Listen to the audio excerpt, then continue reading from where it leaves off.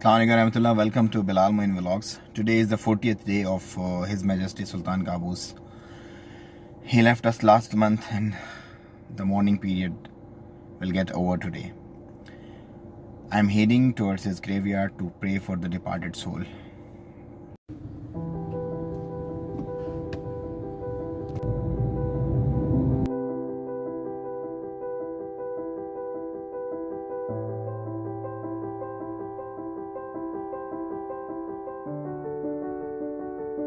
The peoples are still coming for prayers. In fact, today is the 40th day.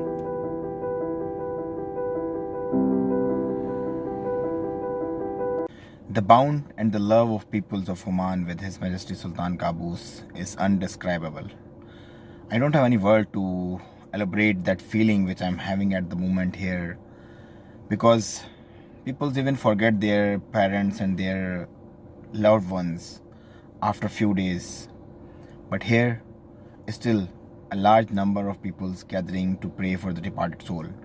And this happens all the day. The peoples are coming and going, just praying and staying. Some are having their heart feelings out.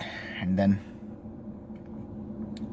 I really have no words like how to.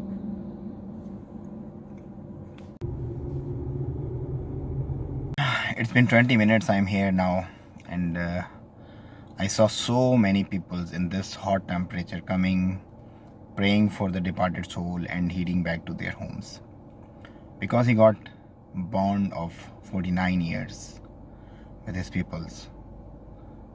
A bond of love, a bond of peace, a bond of prosperity. He is the architecture of Oman. He built Oman. Whatever we are having today, he is the one who created by the grace of Almighty Allah.